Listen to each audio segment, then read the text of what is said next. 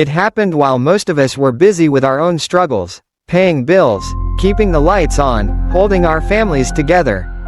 Canada, our closest neighbor, our partner in wars and trade and every storm we've weathered for decades, just stepped off the deck.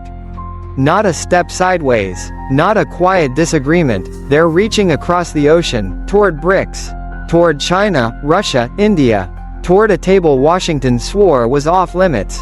For years we were told our alliance was unshakable, that Canada and America were two halves of the same steel spine. Now, it feels like the spine just cracked. This isn't just some trade shuffle on a spreadsheet. This is a friend packing their bags in the dead of night. No goodbye, no warning, just gone. And why? Because one man in the White House decided, America first, meant Canada last.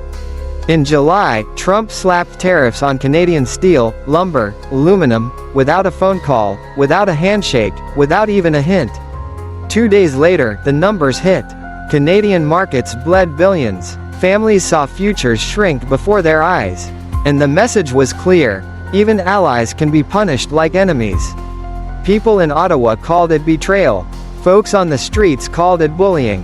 One Canadian online put it plain. We've spent too long in America's shadow. And maybe, they're done standing there. You can almost hear the ripples.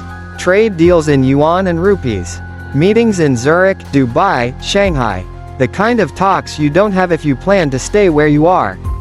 BRICS, the club Washington calls a threat to global stability, smiling, making room at the table. And Canada pulling up a chair.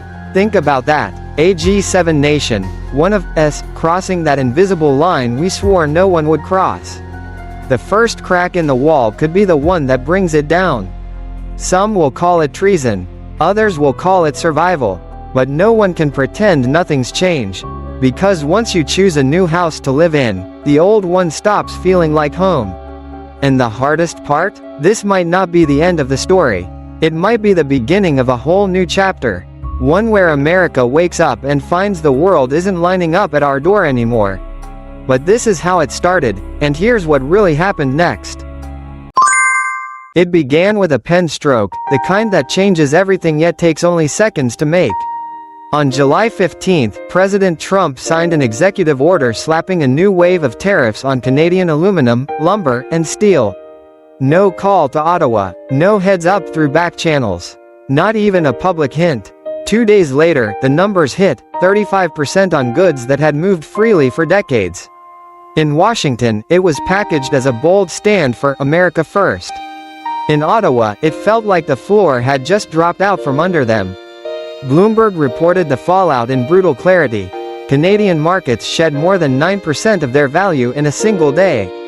Shares in major manufacturers, the kind that keep Ontario's factory towns alive, tumbled. In Alberta, mills slowed production, sending workers home early without knowing if there'd be shifts next week. It wasn't just boardrooms feeling the sting. It was kitchen tables. For years, the Canada-US partnership had been sold as a fortress, unshakable, insulated from the swings of partisan politics. We fought in wars together. We guarded borders together. We built pipelines and trade routes that fed both economies. The idea that one signature could torch that trust seemed unthinkable. And yet, here it was. The twist wasn't just the tariffs themselves. It was the realization that if America could do this to Canada, a neighbor, an ally, a G7 partner, then no one was safe from the next whim in the Oval Office. That thought hit harder than any import tax. Officials in Ottawa scrambled. Emergency meetings stretched into the night. Diplomats who had spent years smoothing over differences suddenly had nothing to work with. One Canadian MP called it a betrayal dressed up as policy. Another warned, this will not be forgotten. On the streets, the tone was even sharper. Union leaders accused Washington of economic bullying. Small business owners spoke about contracts ripped apart overnight. One trucker hauling aluminum from Quebec to Michigan told a reporter, "I've been crossing this border for 20 years. Now I'm wondering if I'll even have a route next month." The White House didn't flinch. Press briefings doubled down on the message. Allies or not, everyone pays their share, as defined by America. It was meant to project strength. Instead, it confirmed something Canada had started to suspect. Loyalty was no longer a two-way street. In that vacuum of trust, space opened for other voices. From Beijing to Brasilia, invitations were being drafted. Alternatives to the dollar were quietly discussed. And for the first time, Ottawa didn't shut the door before the offer was finished. It was a line no one thought Canada would cross, not yet. But when your closest partner treats you like a rival, staying put starts to look like the riskier choice. And that's where the path toward BRICS began to take shape. When the shock of the tariffs began to settle, something unexpected happened. The conversation in Ottawa shifted. It wasn't just about damage control anymore. It was about finding the exit from a room that suddenly felt too small. For years, BRICS had been painted in North American headlines as a distant club: Brazil, Russia, India, China, South Africa. A loose collection of emerging economies, with no real pull on the West. But that image was outdated. The bloc had built its own development bank. Trade within the group had grown fast enough to make Wall Street analysts pay attention. And most importantly, they were starting to talk about doing business in their own currencies, free from the dollar's orbit. In Zurich, behind closed doors, Canadian envoys sat down with BRICS negotiators. According to CNN, these talks weren't about observer status. They were about a full seat at the table. It would be the first time in history a G7 nation joined BRICS. That alone would send a shockwave through the post-war order. One senior Canadian official reportedly called the meetings refreshingly pragmatic. No lectures, no threats of tariffs, no demands for military alignment. Just trade, investment, and mutual respect, at least on the surface. For many Canadians, especially those watching factories idle and export contracts vanish, the appeal was obvious. A BRICS deal could open access to markets that had been treated as secondary under the U.S. First approach. It could give farmers in Saskatchewan new buyers for their grain, and miners in Quebec a direct line to nations hungry for rare earth metals. And it could mean not having to flinch every time Washington changed its mind. The emotional weight of this shift was visible in public sentiment. Comments flooded social media. Joining BRICS would be the best international move Canada ever made. We've been in America's shadow for too long. Others framed it as reclaiming independence, the kind of sovereignty that isn't just about flags and borders, but about deciding who you trade with, and on what terms. To Ottawa's strategists, the logic was straightforward. In a multipolar world, betting on one partner is betting on instability. By spreading risk across multiple alliances, Canada could avoid being cornered again. And with BRICS actively seeking to expand, the timing was perfect. Of course, nothing about this was simple. Membership would mean standing alongside Russia and China, a move that would trigger fierce backlash in Washington and potentially split Canada's own political landscape. But to many in power, that risk was already here. The trust with America was fractured, and pretending otherwise wouldn't fix it. That's why, for the first time, Canada wasn't just listening to BRICS. It was speaking their language. Trade diversification, currency sovereignty, development without strings attached. Concepts that, not long ago, would have been dismissed in polite Western circles. And as these talks deepened, it became clear, this wasn't a symbolic flirtation. It was a calculated step toward a future where Canada didn't have to ask anyone's permission to protect its own interests. But with every new handshake in the East, the stakes in the West grew higher. For decades, the dollar wasn't just money, it was the backbone of the global system. Every major deal, every shipment across oceans, every loan between governments seemed to pass through it. For Canadians, that was simply the way the world worked. Until now, in the quiet corridors of Ottawa's finance ministry, something began to change. Officials started running simulations. What if certain trade deals were settled in yuan? What if agricultural exports to India were priced in rupees? It sounded radical on paper. But on the heels of America's tariff shock, it felt like common sense. Bloomberg noted that Canada had already tested small-scale transactions outside the dollar. trial runs with Asian partners that went almost unnoticed by the public. Yet inside diplomatic circles, those moves were anything but small. They were signals, subtle but unmistakable, that the one currency era might be fading. The BRICS nations were quick to seize the opening. Their pitch wasn't dressed in ideology, it was wrapped in practicality. Diversify your currency exposure, they said.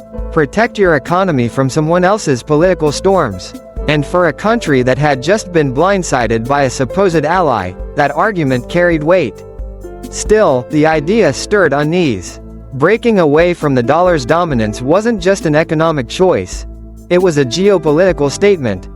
The US had long equated dollar loyalty with political loyalty. Any move away from it could be read in Washington as a step toward the other side. And yet, the other side didn't look so alien anymore. BRICS wasn't pitching itself as an enemy of the West, at least not openly.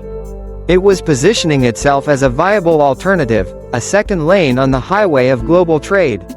For countries tired of tolls set in DC, that lane was becoming more appealing by the day. In Canadian business circles, the conversation shifted from, "Why risk it?" to, "Why not prepare for it?"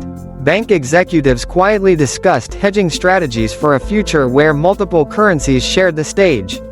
Trade lobbyists mapped out supply chains that could pivot eastward without crossing US ports.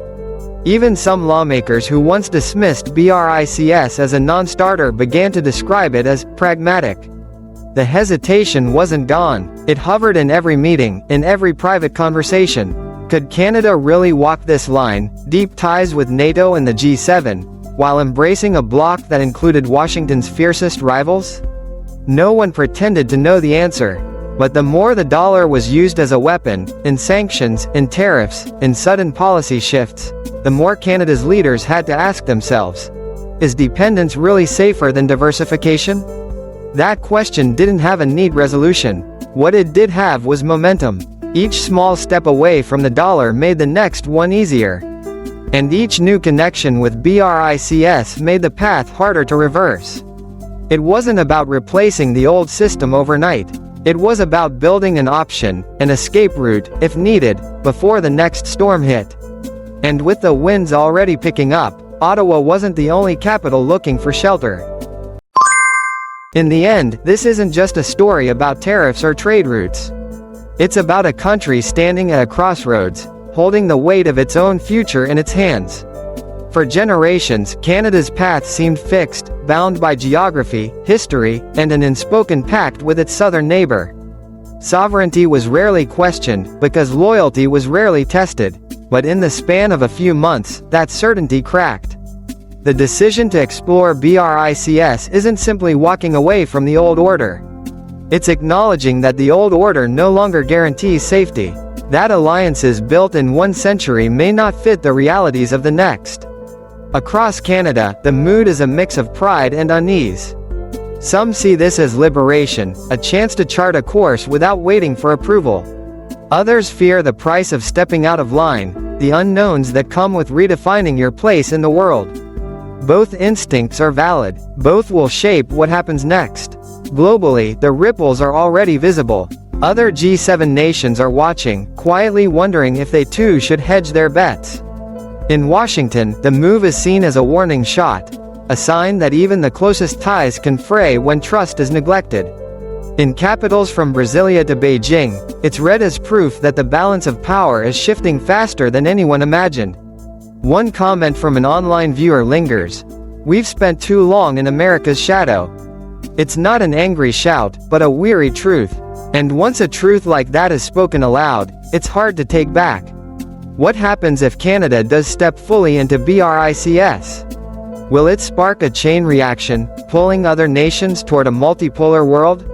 Or will it stand alone, navigating the tension between two worlds that both expect its loyalty? No one can say for certain. And maybe that's the point. Sovereignty means living with the weight of your own choices, and the uncertainty that comes with them. This moment isn't an ending. It's the first page of a chapter the world hasn't read before. A chapter where the map of power looks different, and the lines between us and them blur in ways we're only beginning to see. And as the ink dries on this new page, one thing is clear. Canada isn't just reacting to the world anymore. It's helping to rewrite it.